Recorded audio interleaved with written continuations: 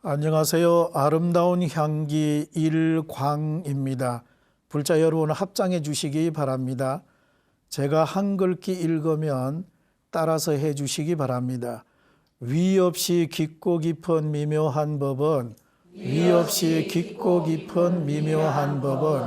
백천만급 지난들 어찌 만나리. 제가 이제 보고 듣고 받아지니니 부처님의 진실한 뜻 알게 하소서.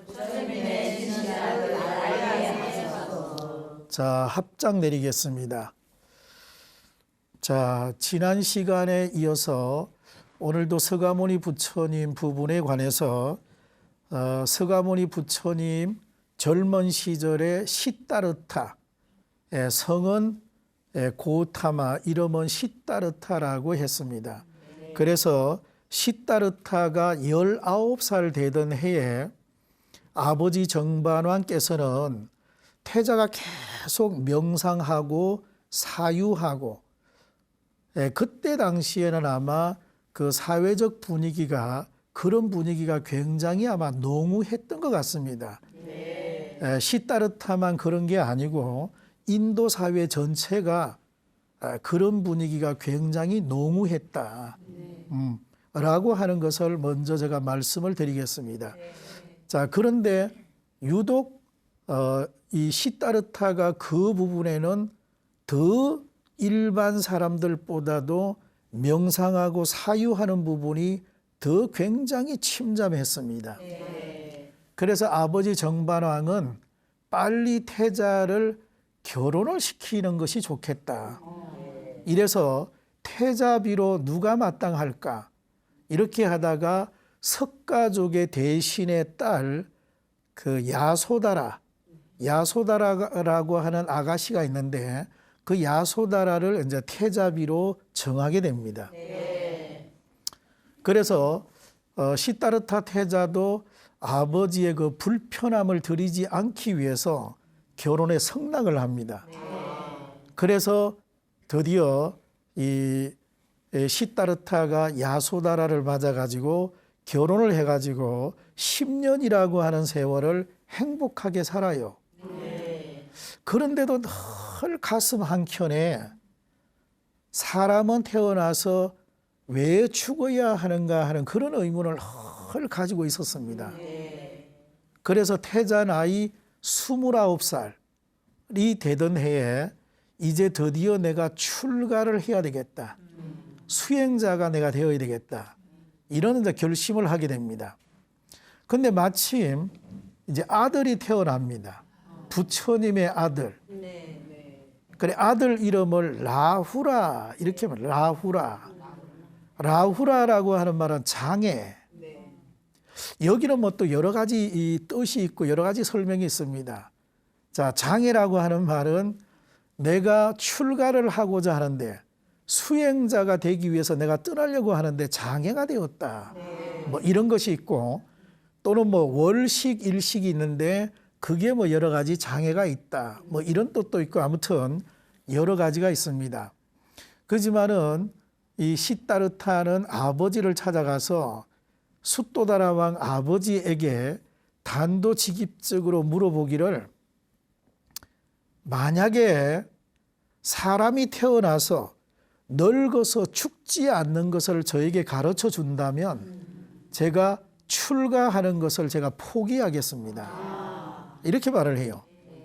그러나 아버지가 어떻게 그 답을 할 수 있겠습니까? 그래서 그날 저녁에 마부 잔타카를 데리고 아무도 몰래 말을 타고 성문을 빠져나갑니다. 그래서 숲길을 향해서 쭉 가는데 어디까지 갔을까? 한참 가니까 날이 밝아오고 있습니다. 이 시따르타는 자기 품에서 칼을 꺼내가지고 머리카락을 다 자릅니다. 그리고 나서 목에 걸었던 목걸이를 꺼내가지고 마부 잔타카에게 주면서 이것은 아버님께 갖다 드려라. 그리고 당신이 가지고 있던 폐물은 이모, 자기를 길러준 양모 마하파자파티하고 또 그 시다르타의 부인 야소다라하고 이 폐물을 갖다 주라고 합니다. 그러니까 잔타카가 하염없이 눈물을 흘립니다. 만약에 아버지와 또 양모인 마하파자파티와 그리고 야소다라에게 전하기를 이렇게 전하라 합니다. 지혜와 자비의 길을 찾기 위해서 나는 출가 수행자가 되겠노라. 이렇게 말을 전하라고 합니다. 자, 그러면서 있는데 마침 아침 일찍 이른 새벽에 사냥꾼이 지나갑니다. 그 사냥꾼을 불러가지고 이 시다르타가 입고 있던 옷을 다 벗어가지고 사냥꾼을 주고 사냥꾼이 입고 있던 옷을 이 시다르타가 입고는 유유히 잔타카와 작별을 하면서 헤어지게 됩니다. 드디어 시다르타는 이제 수행자가 돼가지고 이제 떠나는 거지요. 자, 이런 과정이 바로 서가모니 부처님의 출가 과정입니다. 자, 제가 언젠가 제 혼자서 파키스탄 라흐르 박물관에 제가 찾아간 적이 있습니다. 라흐르 박물관. 라흐르 박물관에 제가 찾아간 이유는 세계의 3대의 불상이 있어요. 세계에서 가장 아름다운 불상 3개.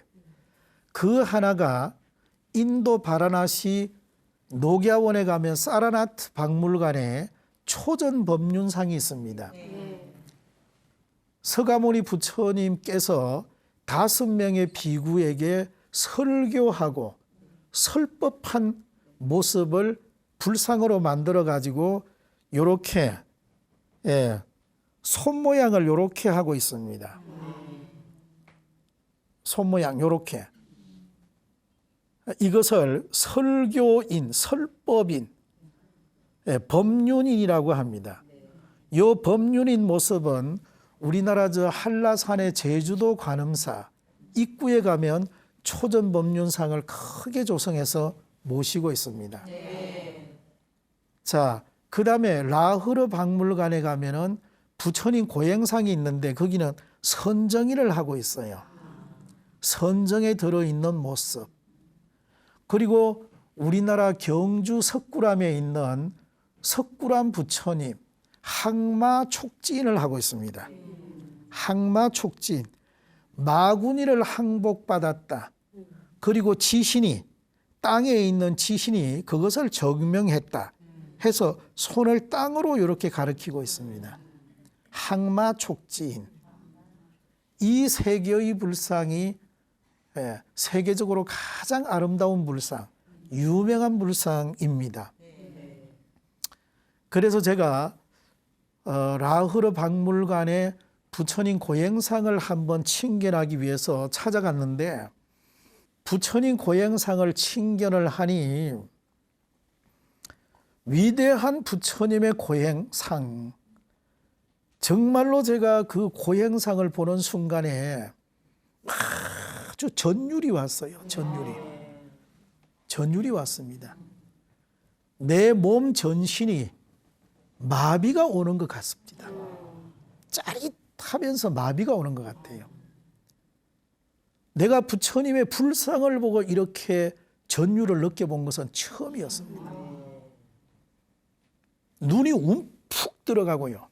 움푹 들어가고 그리고 바짝 말라가지고 뼈가 아주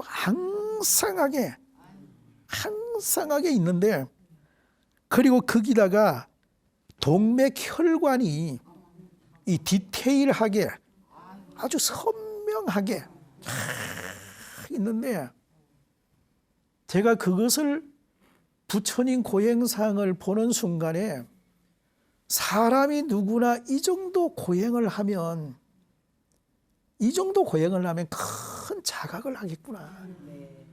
인생의 근본 천리, 근본 원리를 깨닫겠구나.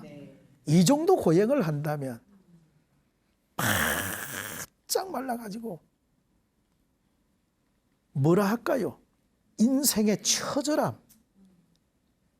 인생의 비장함, 인생의 엄숙함, 그러면서 인생을 살아보면 희노애락과 망고풍상과 질풍노도의 그 정점에서 굽이치는 바다와 백합의 꼴짜기를 지나 마른 나무 가지 위에 다다른 까마귀 같이 아주 고고하게 무념무상의 절대 고독의 경지를 우리들에게 보여주는 그런 느낌. 그 실물을 제가 보니 이건 굉장했습니다. 굉장했습니다. 아주 굉장했습니다. 그래서 그 부처님의 고행상을 제가 이렇게 탁하니 보고 부처님이야말로 위대하신 분이다. 위대하신 분이다. 예, 우리들에게 인생을 어떻게 살라라고 하는 것을 아주 근엄하게, 아주 냉엄하게 아주 가르쳐주고 있는 부분이다. 네. 라흐르 박물관에 가서 그거 하나만 봐도 정말로 참 내 인생의 큰 행복이다. 그리고 제가 그 인도 그때 갈 때 인도의 다람살라에 가면 달라이라마 성하가 계십니다. 달라이라마 존자. 여름에 외국인들이 많이 그 인도 여행을 하다가 인도에 더위가 오면 다람살라로 많이 와요. 그러면 여행자들에게 달라이라마 친견하는 날을 한번 잡아줍니다. 그러면 달라이라마 존자가 왕궁에 계시다가 밖에 나와서 여행자들에게 손을 한 번씩 잡아줘요. 악수를 해요. 다. 저도 동참을 해서 달라이라마 존자 손을 한번 탁 잡았습니다. 강한 전류가 흐르는 것 같습니다.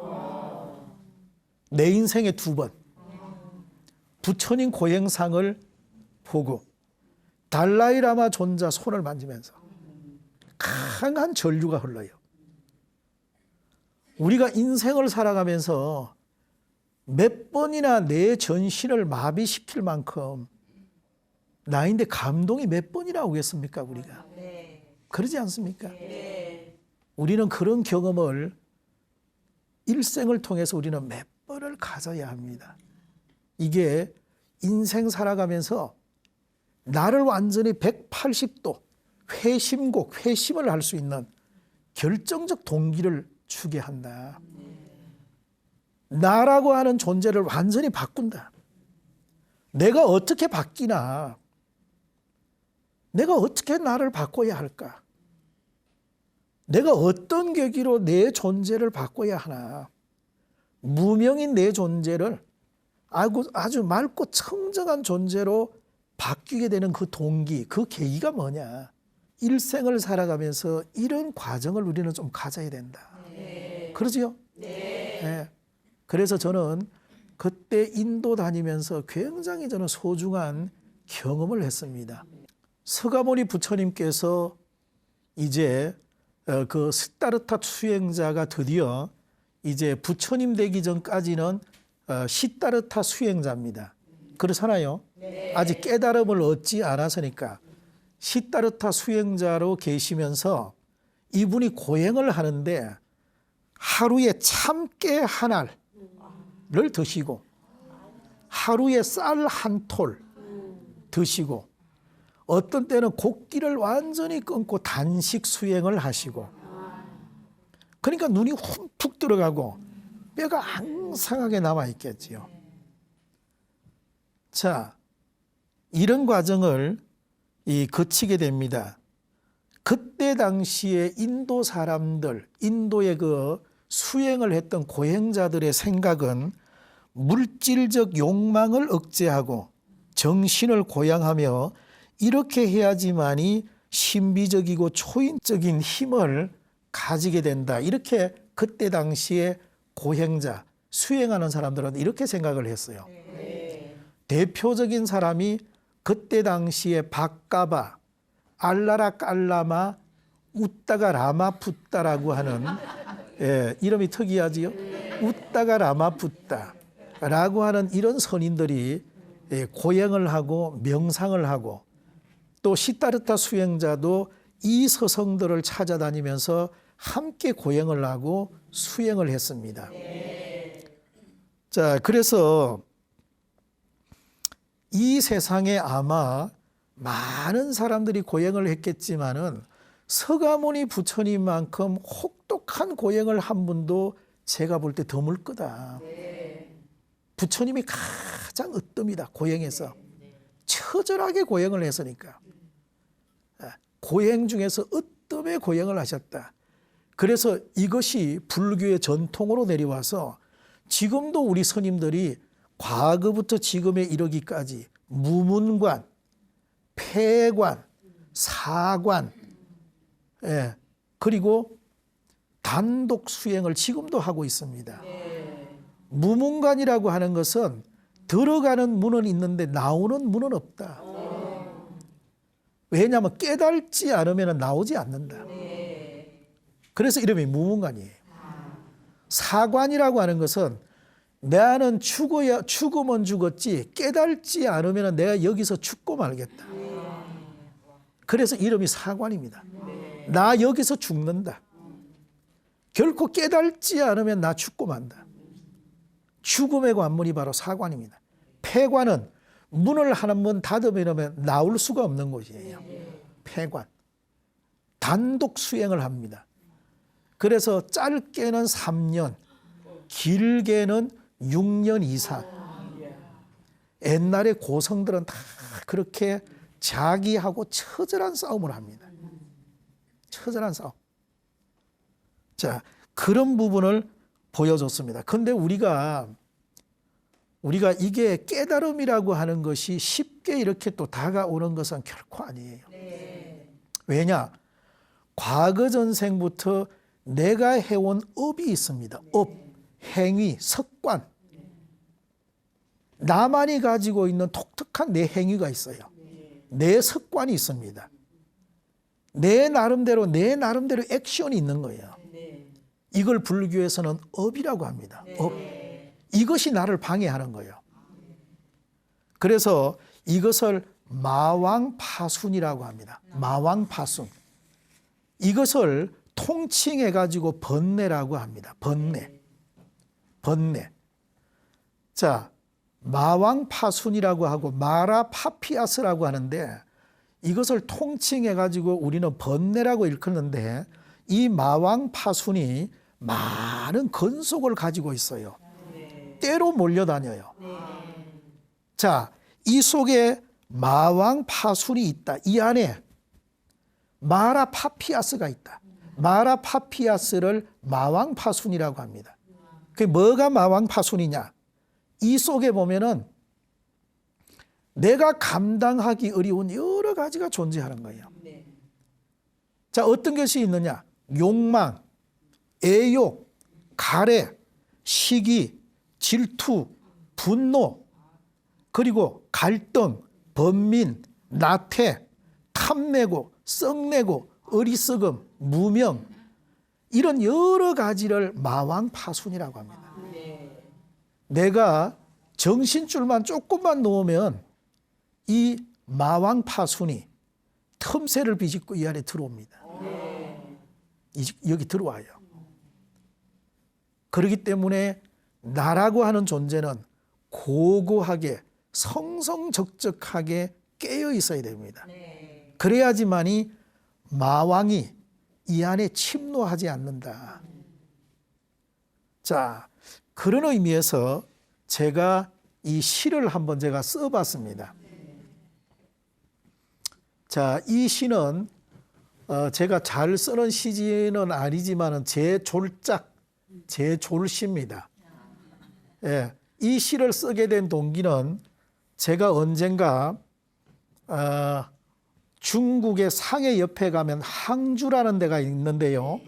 항주에서 택시를 타고 한 2시간 가면 천목산에 선원사라고 하는 절이 있습니다.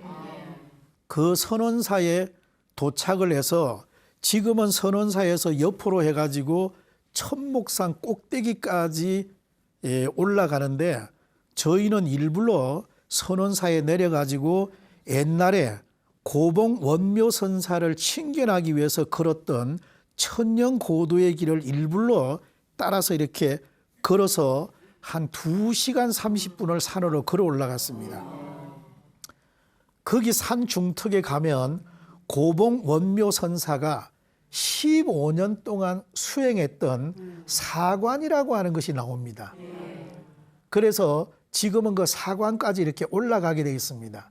올라가면 조그마한 이렇게 석굴을 만들어 놓고 고봉 원묘선사 상을 만들어 가지고 그 안에 딱 모셨습니다. 머리카락은 길러져 있고 바짝 말라 가지고 다 이렇게 앉아 계세요. 그 옆에 보면은 뭐라고 써 있냐 하면 철저하게 죽어야 산 사람을 볼 수 있다. 이렇게 적혀 있습니다. 15년 수행하시고 수행의 결과물.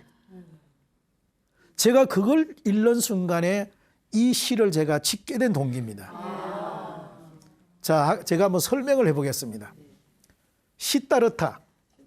예, 시타르타는 붓다가야에서 6년을 고행하시고 6년. 예, 달마대사는 중국의 달마대사는 소림굴에서 9년을 수행하신다. 벽을 바라보고 대성벽관을 9년 하신다. 고봉원묘는 제가 천목산에 찾아갔던 그 고봉원묘선사, 이분은 언제적 사람이냐면 송나라 말 원나라 초기에 사셨던 스님입니다. 고봉원묘선사는 천목산에서 무려 15년간 수행합니다. 부처님은 6년, 달마대사는 9년, 고봉원묘선사는 15년을 수행합니다. 수행한 이유가 뭐냐? 존재의 본질을 찾아. 내 존재의 본질 찾아 묻고 또 묻는다. 내가 누구? 내가 누구? 내가 누구? 내가 누구냐? 내가 누구? 내가 누구냐? 우리 선원의 스님들이 선수행을 하는데 이 먹고 나는 누구인가? 이 먹고 내가 누구? 내가 누구냐는 겁니다. 묻고 또 묻는 내가 누구? 자, 그 영원한 해답이 뭐냐? 저 하늘에서도 저 땅 끝에서도 천길 낭떠러지기 위해서도 피골이 상접하고 누가 석가모니 부처님 고행할 때 눈이 움푹 들어가고 피골이 상접합니다. 바짝 말라가지고 피골이 상접하고 부처님 얼굴의 형상이 바뀐다. 이거는 달마대사가 원래 미남인데 지금 현재의 달마대사로 얼굴의 형상이 바뀌었다. 이렇게 말합니다. 죽음의 관문 안에서도 고봉 원묘선사가 살았던 것을 사관이라고 합니다. 사관. 내 깨달지 않으면 죽고 말겠다. 당신이 있는 그 바위 동굴을 사관이라고 했습니다. 그래서 고봉 원묘선사의 죽음의 관문 안에서도 찾기 어렵다. 이렇게 해도 찾기 어렵다. 나라고 하는 존재 찾기 정말 어렵다. 그러나 한마디, 마지막으로 한마디. 내가 죽어야 내가 산다. 자, 이 말은 제가 아까 고봉 원묘선사 15년 수행하시고 유명한 메시지를 우리에게 던졌습니다. 철저하게 죽어야 산 사람을 볼 수 있다. 이것을 제가 압축하고 요약해서 내가 죽어야 내가 산다. 내가 죽어야 된다. 내가 살아있으면 상대방이 불편하다. 상대방이 괴롭다.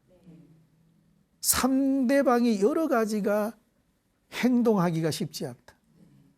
그래서 나라고 하는 이 존재를 철저하게 죽여야 한다. 네. 예.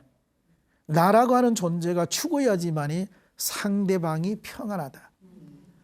우리가 사찰에 가서 이렇게 보면 많은 불자들이 제가 이렇게 유심히 보면 자기 존재감을 많이 드러내려고 말을 너무 많이 해요. 너무 많이 해요. 불편할 정도로 자기 이야기를 너무 많이 해요. 그러면 된다, 안 된다? 안 된다. 아, 나를 조금 죽여야 합니다. 우리가 전에 코미디언 그 심형래 코미디언 보면 연구 없다 하잖아요. 연구 없다. 어리석으니까 없다 그 말입니다. 없다. 그러니까 여러 불자님들도 가정에 돌아가서 내 목소리를 내기보다는 내 없다. 나를 죽여라. 나를 죽여라. 이게 불교 교리의 핵심이에요. 고봉 원묘선사가 15년 공부하고 우리들에게 처절하게 던지는 메시지. 내가 죽어야 그대가 행복하다. 얼마나 좋은 말이에요. 15년 공부 결과물입니다. 그래서 제가 이것을 요약해서 내가 죽어야 내가 산다. 시타르타는 붓다가야에서 6년, 달마대사는 소림굴에서 9년, 고봉 원묘는 천목산에서 15년, 존재의 본질을 찾아 묻고 또 묻는다. 내가 누구? 내가 누구? 내가 누구냐? 그 영원한 해답은 저 하늘에서도 저 땅끝에서도 천길 낭떠러지기 위해서 내가 지금 죽는다 해도 피골이 상접하고 얼굴의 형상이 바뀌고 죽음의 관문 안에서도 찾기 어렵다. 찾기 어렵다. 그러나 한마디, 마지막 메시지 한마디, 내가 죽어야 내가 산다. 시가 좋아요? 네.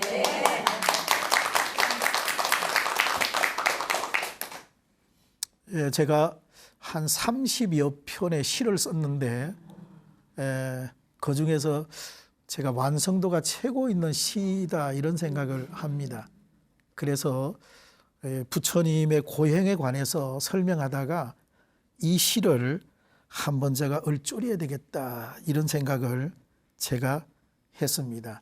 서가모니 부처님께서 우리가 깨달음을 얻게 되는 그 동기를 우리가 물론 표현은 깨달았다 이렇게 하지만은 또 다른 말로 수화항마라고 합니다.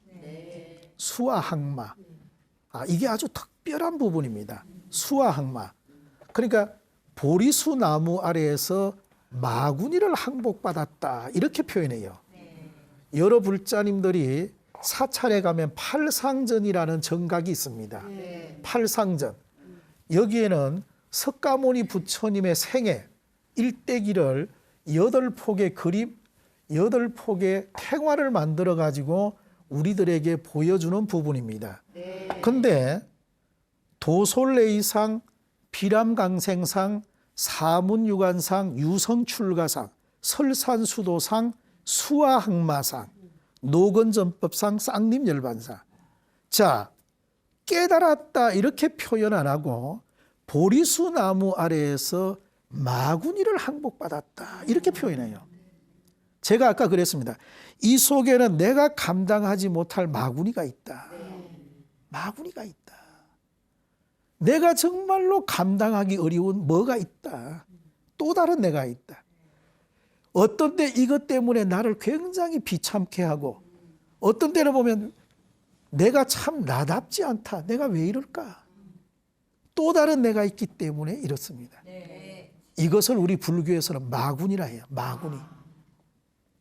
부처님께서는 깨달았다 이렇게 표현하지 않고 마구니를 항복받았다 이렇게 표현합니다. 특별하지요? 네. 마구니를 항복받았다. 예. 자, 그래서 우리는 이 마구니를 마라파피아스라고 하는데 마라파피아스를 한문으로 마왕파순이라고 제가 아까 그렇게 설명했습니다. 마왕파순입니다. 마왕파순. 예, 이것이 이제 마라파피아스입니다. 자, 이 마왕이라고 하는 게 이것을 또 다른 말로 이 마자만 써가지고 마 또는 마왕 또는 이것을 마군 또는 이것을 마군이 여러 가지 씁니다. 마왕, 마군, 마군이. 자, 한번 따라 읽어봅니다. 마왕, 마군, 마군이. 자, 이 마라고 하는 것이 때로 몰려다닌다 그랬습니다. 그래서 마왕 건속이라고 합니다. 이 건속이 많습니다. 그러니까 정말해서 내 안에 여러 가지 번뇌가 여러 개가 있다. 여러 개의 번뇌가 이 안에서 작동한다. 그래서 이 번뇌를 제거하려면은 어떻게 해야 이 번뇌를 제멸하고 제거할 수 있느냐, 이런 문제가 있겠지요. 그러려고 하면 내가 정신줄을 놓지 말아야 된다. 내 정신줄을 딱 잡아야 된다. 예, 정신줄을 잡아야 된다. 정신줄을 조금이라도 놓아버리면은 이 마구니가, 이 마가 그 틈새를 비좁고 이렇게 들어오는 겁니다. 그렇기 때문에 우리는 이 정신줄을 놓지 말아야 된다 하는 이 부분을 불교 용어로 뭐라고 그러냐면 성성적적이라고 표현합니다. 성성적적. 자, 성성적적이라고 표현합니다.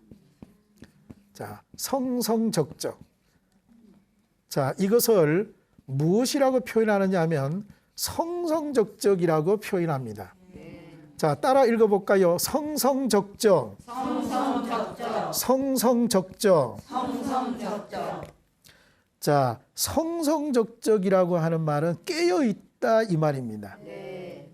내 존재가 깨어있다. 요즘 말로 이 말하고 뭐 맞나 모르겠습니다.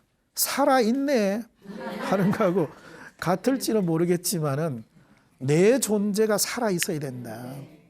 그래야지만이 이 속에 마구니가 침노하지 않는다. 내가 올곧게 딱 깨어있어야 됩니다. 이게 바로 불교 수행의 근본입니다. 근본. 사실 불교는 이것을 가르치기 위해서 불자님들에게 교육을 시키는 거예요. 네, 내 존재가 올곧게 딱하니 깨어 있는 겁니다. 자, 제가 아까 달마대사가 얼굴의 형상이 바뀐다 이런 말을 했습니다. 그 말은 달마대사가 어느 마을을 지나가는데 어느 마을에 굉장히 그 썩은 냄새가 아주 납니다. 그래서 어디서 냄새가 나는고 하고 보니 이무기, 아직 죽지 않은 이무기가 하나 있는데 그 이무기에서 아주 고약한 냄새가 풍기는 겁니다. 그래서 달마대사가 마을 사람들을 위해서 자기 육신을 그대로 두고 유체 이탈을 합니다. 자, 그래서 그 이무기 속에 들어가서 그 이무기를 저 다른 곳으로 사람들이 피해가 없는 곳으로 이동을 해놓고 와 보니까 자기 몸은 없는 거예요. 아주 얼굴이 꺼무티티하고 아주 못생긴 그런 어떤 형상의 사람이 있었습니다.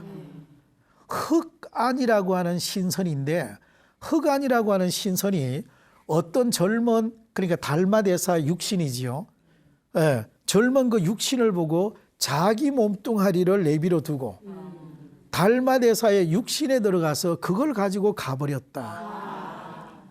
그래서 달마대사는 흑안이라고 하는 그 신선이 남겨놓은 육신을 가지고 그래서 살아서 현재 우리가 알고 있는 달마대사의 모습이다.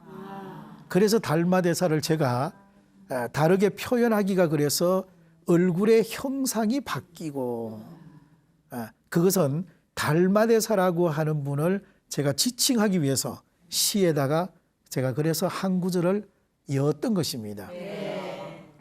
그리고 그 고봉 원묘선사 그가 살았던 거기 황주에서 택시로 한 2시간 정도 달리면 천목산이라는 곳이 있는데 거기에 산 중턱에 가면 고봉 원묘선사의 그 사관 수행터가 있습니다.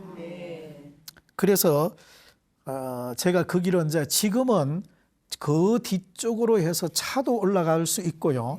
밑에서 또 사람이 걸어서 올라갈 수 있는데 그 옛날에는 아마 그 고봉 원묘선사가 수행했던 거기 동굴, 석굴에 아마 사람이 아마 접근하기가 어려웠던 것 같습니다. 세월이 한 몇백 년이 지나서 운서주깅이라고 하는 스님이 거길 일부러 찾아갑니다. 예, 운서주깅 스님. 주깅이라고 하는 스님이 고봉 원묘선사의 그 사관을 듣고 찾아가 봅니다. 이분은 중국 명나라 때 스님입니다. 고봉 원묘로 원나라 때 스님이고요. 그래서 운서주깅 스님이 사관 그 아래가 절벽입니다. 절벽에서 위로 이렇게 바라보고 저 까마득한 위에 사관이 있습니다. 고봉 원묘선사가 조그마한 바위굴에다가 사관이라고 글을 써가지고 딱 붙여놓고 정진을 했습니다. 내 여기서 깨달지 못하면 죽고 말겠다. 그런 뜻입니다. 그래서 운서주깅 스님이 절벽 아래서 그 위에 고봉 원묘선사의 사관을 이렇게 보고는 하염없이 눈물을 흘렸다. 왜냐? 옛날에 고봉 원묘선사 같은 분은 저 동굴에서 15년을 수행을 했답니다. 15년. 하루에 한 끼 드시고 머리카락 기르고 몸 씻지 않고, 그리고 그 밑에는 절벽 아래는 아마 초가집을 짓고 떼집을 짓고 아마 제자가 있었던 것 같습니다. 그래서 큰 스님께서 줄 사다리를 내려줍니다. 줄 사다리를 내려주면 제자가 음식을 조금 해가지고 사다리를 타고 올라가서 큰 스님께 아마 드렸던 것 같습니다. 근데 큰 스님이 공부가 깊으면 사다리를 걷어버리고 내리지를 않아요. 그러면 제자가 밑에서 안절부절합니다. 우리 스님 돌아가실까 봐. 자, 그게 운서주깅 스님이 쓴 치문숭행록이라고 하는 책에 잘 나와 있습니다. 치문, 스님들. 치문이라고 하는 건 스님들을 말하고, 숭행이라고 하는 것은 스님들의 아주 숭고한 수행 이야기를 담은 책입니다. 치문숭행록. 그 책에 저기 고봉 원묘선사의 독수사관, 홀로 사관을 지키다 라고 하는 것이 잘 드러나 있습니다. 그래서 제가 해인사 강원 있을 때 치문숭행록을 읽어보고, 야, 나도 한번 가보자. 나도 한번 가보자.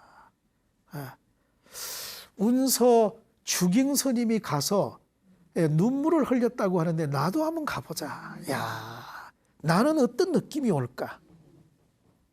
그래서 저는 눈물은 흘리지 않았지만 아까 제가 쓴 시, 묻고 또 묻는다. 내 존재의 본질이 뭐냐? 왜 서가모니 부처님이나 달마대사나 고봉원묘 큰 스님이 이렇게 수행을 한 그 근본적인 이유가 뭐냐? 도대체 이게 뭐냐는 거야.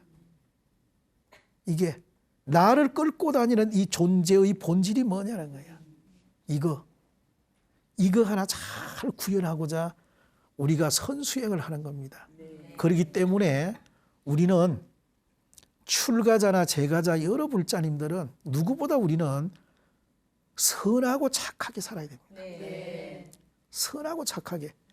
내가 이 세상을 살면서 좀 손해보지만은 선하고 착하게 살아야 우리는 부처님의 그 본심과 개합하는 겁니다. 아시겠지요? 자, 오늘 저희 강의 여기까지 하겠습니다. 저희 강의를 경청해 주셔서 대단히 감사합니다. 성불하십시오.